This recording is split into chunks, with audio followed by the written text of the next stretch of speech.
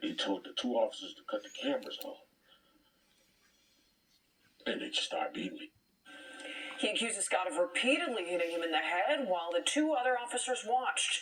Court documents state that Scott dropped James's cell phone into a sewer outside the police station, where it was later recovered. If convicted, Scott faces up to 5 years and broke his wristwatch. Scott was charged with multiple offenses, by including slamming it on the table. battery, official misconduct, and obstruction of justice for attempting to destroy Snow's cell phone, which had recorded some of the assault. Snow and his attorney, Jet Stone, were both in Cook County Criminal Court to sit in on Scott's Shame on you, hearing, Robinson. where Scott was successfully Shame on served you. with a civil lawsuit in connection to the attack.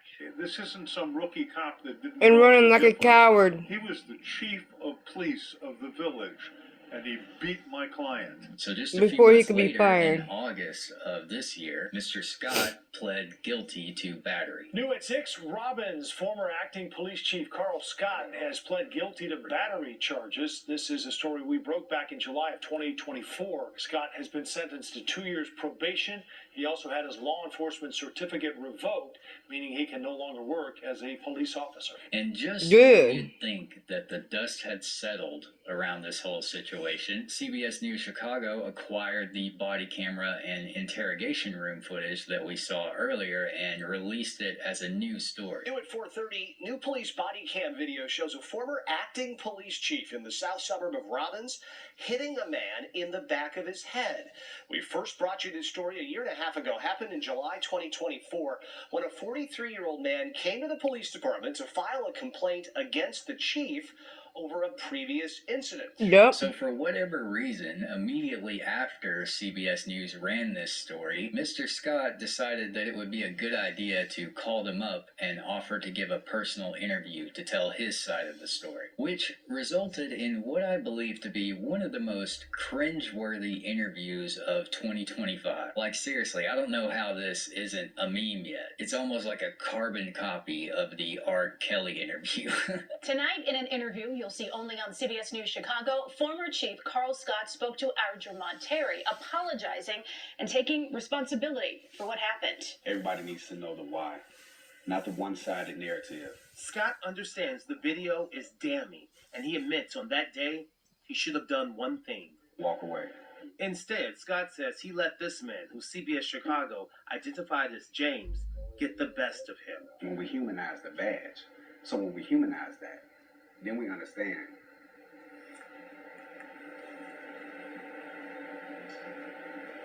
But you did not do that and then try to... You understand what it took.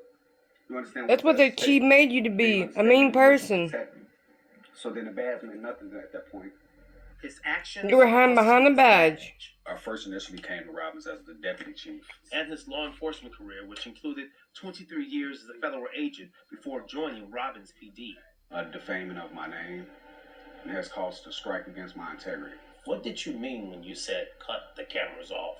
My mind wanted to hold a conversation with him. Scott resigned days before the Robbins... But you slapped and you punched him. One mistake. You broke his property. And after that 2-year probation period, Scott won't be watched anymore, but he will never be allowed to work in law enforcement again here in Illinois. Now keep in mind, And that's why he got this upset. happened months You got after stripped from his Mr. job. Scott had supposedly made his final round in the news cycle. And so Mr. Scott had already been working on ways to move on to bigger and better things after his law enforcement career. And it turns out that while he was under criminal investigation, on April 30th of this year to be exact, Mr. Scott was elected and appointed to be the vice president of Elementary School District 159. Now because CBS Oh my News had goodness. brought this story back into Hope the you don't work with high limelight a little schoolers. bit by releasing the body camera footage, and of course Mr. Scott decided to heighten that limelight by volunteering for an incredibly insincere and awkward interview. The parents in that school district suddenly realized that he had been quietly slipped onto the board with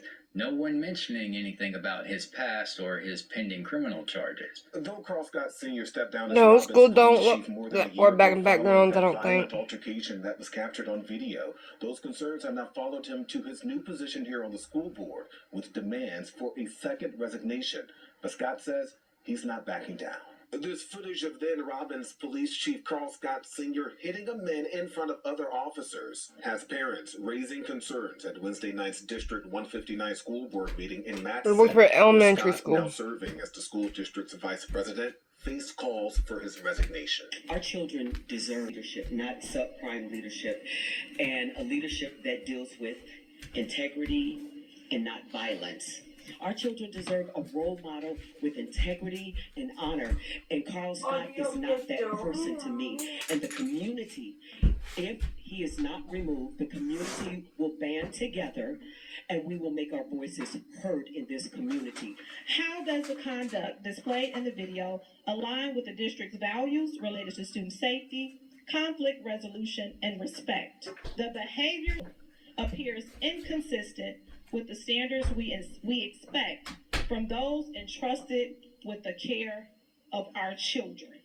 So during this meeting, or whatever it was, Mr. Scott was allowed to address the parents and the community directly in a response. And you'd think this would finally be the time where he actually takes accountability for his actions and tries to save face and keep this new job he's got, right? Okay, good evening to our community and fellow board members. In response to the things that have been said, number one, I respect anyone's opinions. I respect your views. But there are just a couple comments that I would like to make, and I don't have a problem with addressing. When I went and conducted my own statement with CBS, I tried to make it clear and portray exactly who I am and what I stand for. One thing that they did not air is that if we took every person in this room and we put them on public display, would you stay and sit in that room, that same room? Number one, I was not terminated. I resigned. Prior to going to the police department, I successfully retired as a federal agent. 25 and a half years. I have not had nothing on my record as simple as a write-up. So Mr. Scott goes on yet another cringeworthy pity party for the next several minutes before finally arriving at the crux of his defense, which is, of course, to blame James. Let me address what has not been told. The person that was on the opposite side of that. If you don't know his name or his internet name, please search it. I'll say it. James Snow. His name on the internet is Tyrant the Terminator. He goes around and he purposely tries to create issues. No. Situations, and he tries to blow him up to get a rise. Stand for his rights. Prior to that event, You try to take his rights. He came out there before and raised an issue in the Robbins Health Clinic, and that was our first time ever having any encounter. In between those months of February and July, the same person has took time on pages to harass me, cyberbully, as well as make threats. So quit walking so hard. What has not been shown I'm is not. the fact that You they are. are trying to create yet another issue and another rise, and video and trying to capture video of Walk on tippy toes. out of the station that begged him to not video them.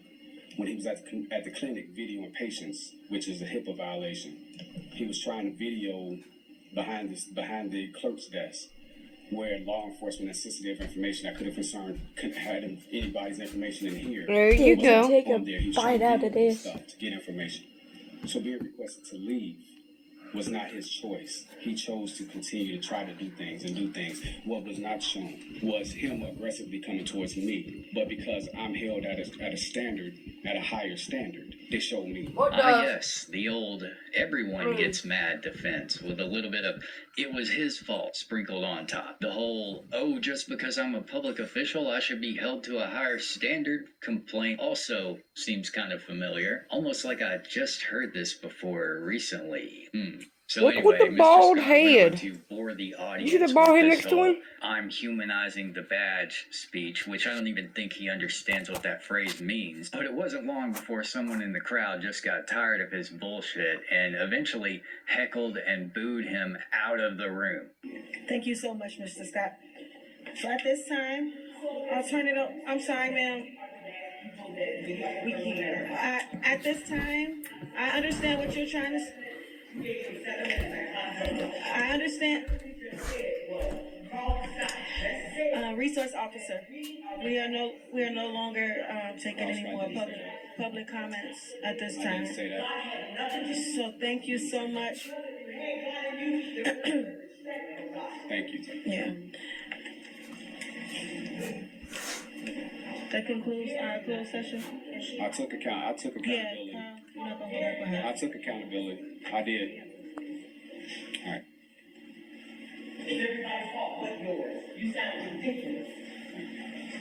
I agree. We gotta finish me. I'm gonna leave it out there. I'm trying to show fake emotion that you cared. Thank you so much. It is now December. That wasn't you. Yes, So it as was. of the date of editing this episode, District 159's website still lists Scott as the vice president. It's unclear if the board is going to be taking any action to address the concerns of the community or the parents in that district. And James's civil lawsuit is still pending. Well, ladies and gentlemen, I think this story sheds some light on how deep the threads go of government employment within the web of that industry, particularly at the local level. It's almost like all small municipalities are working together as these employment nodes to accept each other's rejected public employees. Like a vast network of utterly unemployable people who are also highly unaccountable. Basically, individuals who are moved around from position to position until they get somewhere where they won't make a fuss and can't cause any legitimate liability. And since Mr. Scott is so stuck on this idea of humanizing the badge, how about we just remove the police officer element out of this equation entirely? No matter who I saw on video dragging someone to a back room to beat their ass just for asking questions, I would not have faith in that person to hold public office, especially